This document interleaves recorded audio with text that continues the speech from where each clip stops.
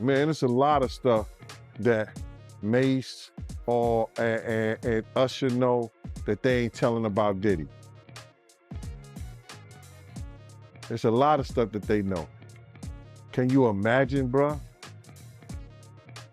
Can you really imagine? What you mean by Usher, though? Usher used to stay with Diddy, too. And, but do I regret it?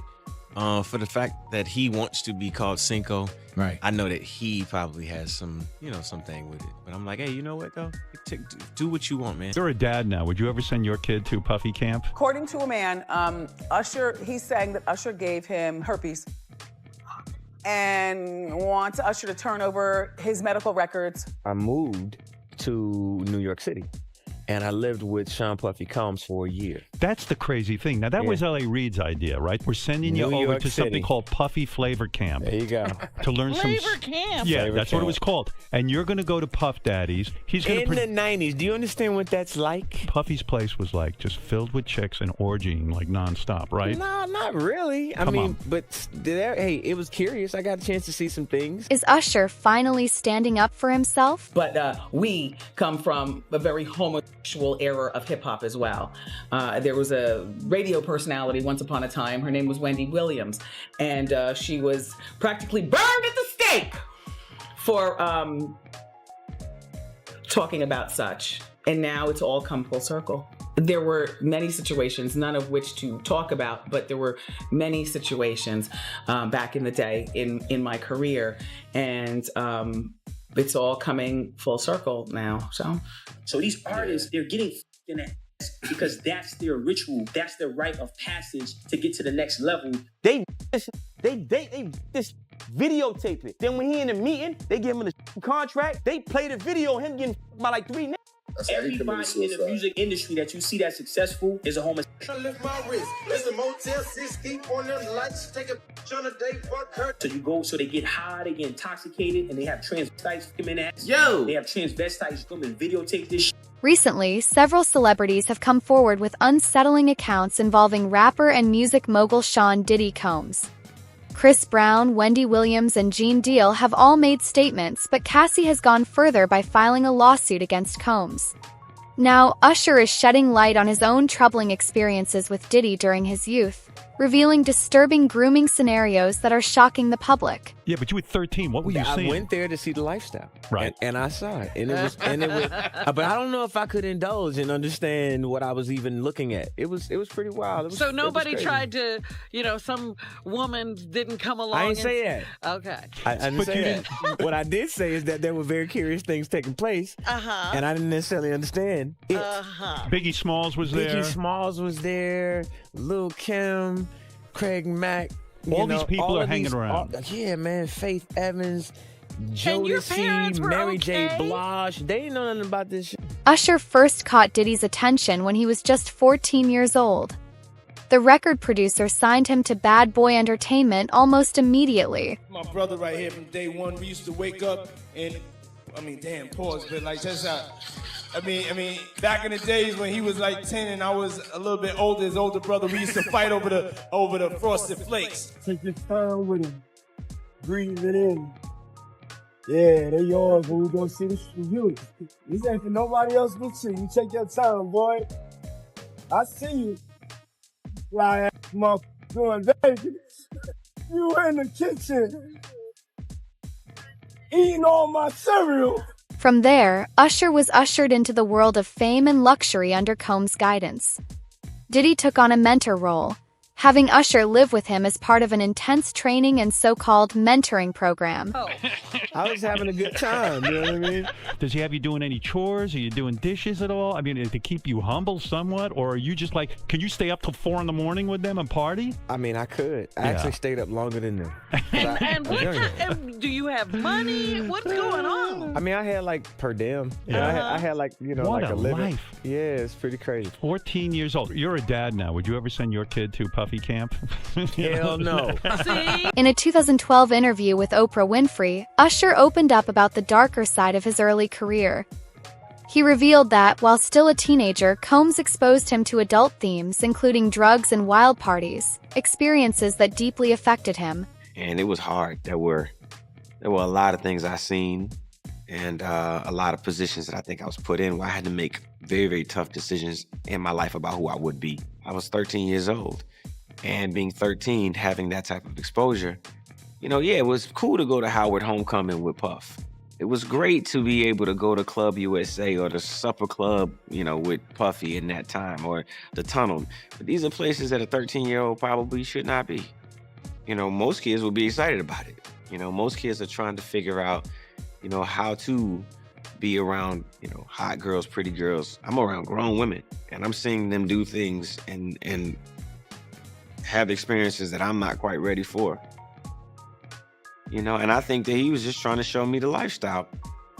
However, that's not what I was there for. I was there because I wanted a career, man. So we would fight, we would tussle. More than often, I think Puffy would say, man, you got to chill. Like, you're just a little bit too intense. You got to relax. Like, yo, man, I'm here to work, man. I ain't sang in a week. I'm 13 years old, like banging on this man as though, I am the manager. I am the spokesperson for Usher. And I'm telling him, look, you're going to put me in the studio, man. You got Biggie Smalls in there. You got Craig Mack in there. You're going to make me a priority, too. I'm not here to party with you. I don't want to go to the clubs. Matter of fact, I'm too young to even be in here. Why you got me in clubs? I think as a kid, I realized, hey, look, that's not my ring. That's not my moment. That's not my bottle. That's not my drink. That's not my celebration. So I'm not here to celebrate. I wanted people to be excited about me the way that they were excited about him. I wanted my own success. I would stay at the studio.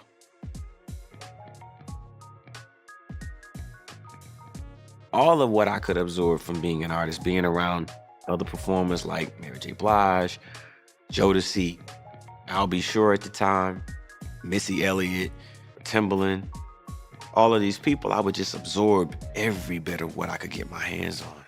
I was just pulling everything I possibly could.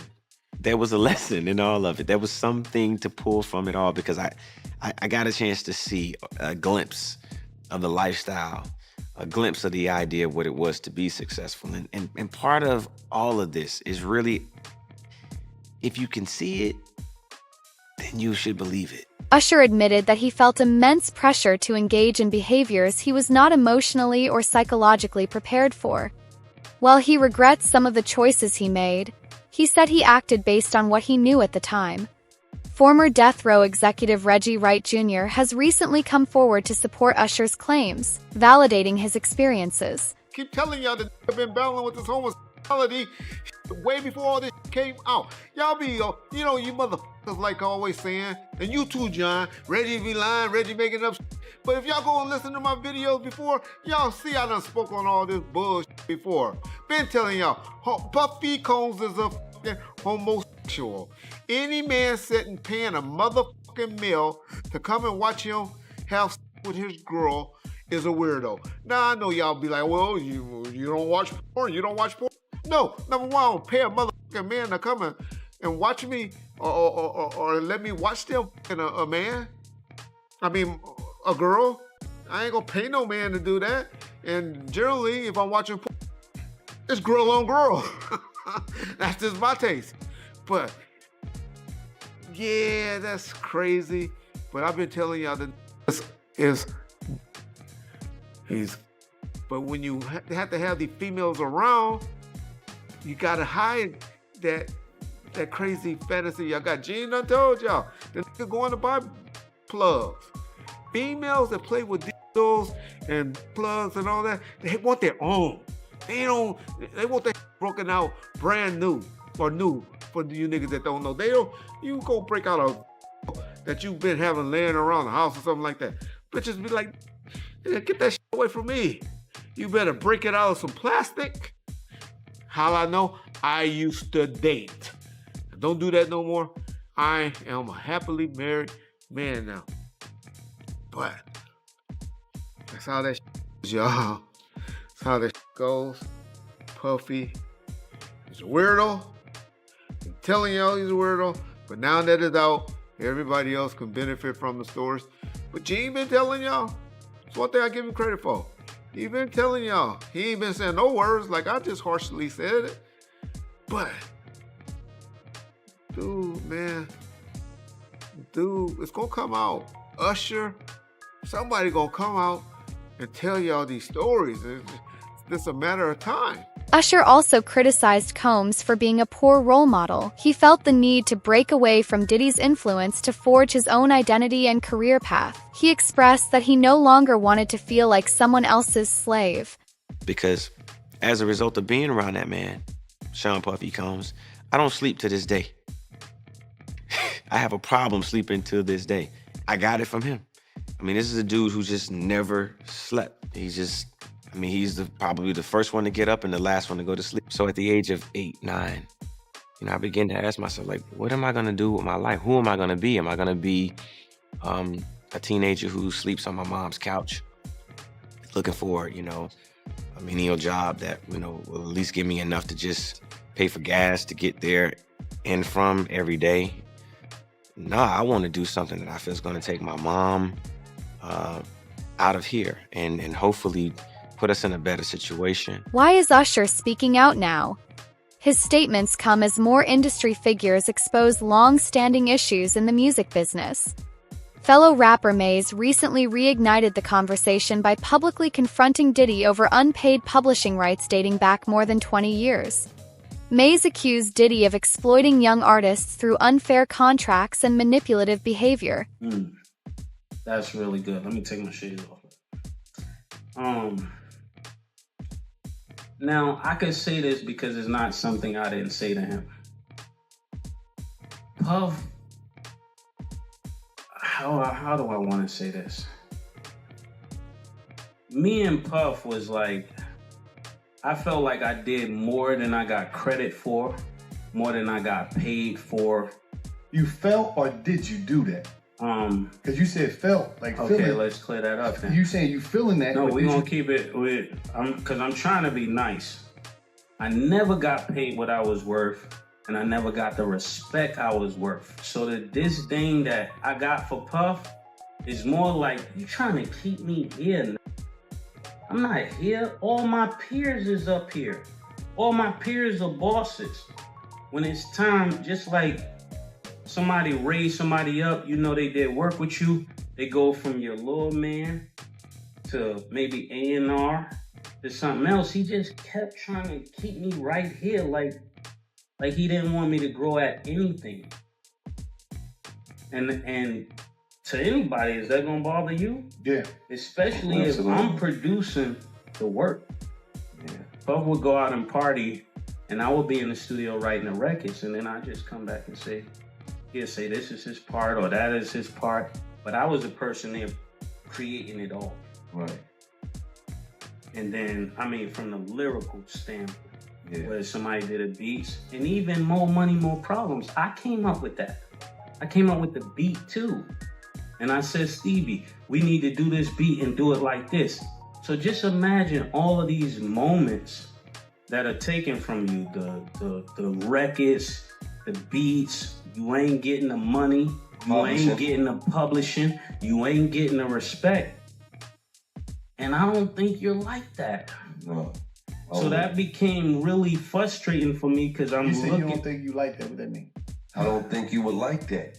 Like, if a mother did you like that? Yeah, what story is you listening to? Man, I don't think you like that to be pulling what you pulling. Yeah, you from the ghetto. You like? Yeah, like you know what would come with doing that, but everybody is letting you get away with it. Everybody. So me quitting after one album, it didn't take long for me to figure it out. Like, I'm not gonna be here with this. I don't care who's here because you're not paying me and you're not respecting me. Maze further challenged Diddy's polished public image as a symbol of black excellence, calling on him to address the structural problems within the industry.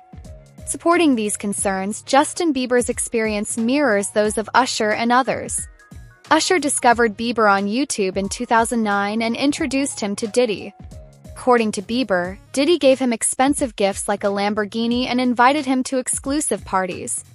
However, Bieber's mother, Patty Millette, claimed Diddy tried to expose her son to alcohol and marijuana, stating she was horrified by what she witnessed and felt compelled to protect her son from Diddy's dark influence. There was a time where I was sipping lean, I was popping pills, I was doing Molly, shrooms, everything. All these people around me just kind of hanging on, wanting stuff from me, knowing that, like, I was living this lifestyle that they also wanted to live, drinking, smoking. As humans, we go through so many ups and downs, so many good seasons, bad seasons. Pop superstar Justin Bieber arrested at Miami Beach overnight. Charged with DUI, resisting arrest. Since then, both Usher and Bieber have moved on from their association with Diddy and found success in their careers. However, they've also faced personal struggles, addiction, depression, and legal issues, possibly stemming from their early experiences. Additionally, artist Jaguar Wright has hinted that Diddy may have had connections to the untimely deaths of several young musicians who wanted nothing to do with his behind-the-scenes behavior. I'm sorry, I'm a little upset about it, because Al B. Sure just came out of his coma, and I've been talking to Al, and we've been texting back and forth, and I'm just glad that he's alive to text. Oh, definitely. Definitely. Yeah. But when you think about Kim, I was thinking to myself the other day, Uptown Records started with 5 people. Andre Harrell, Al B. Sure, Heavy D, and Puffy. And Kim was the longest working employee because she was there from the very beginning. She was Andre's personal assistant. Kim is dead. Heavy D is dead. Andre Harrell is dead. The only 2 left are Puffy and Al almost died. Isn't that interesting? That is interesting.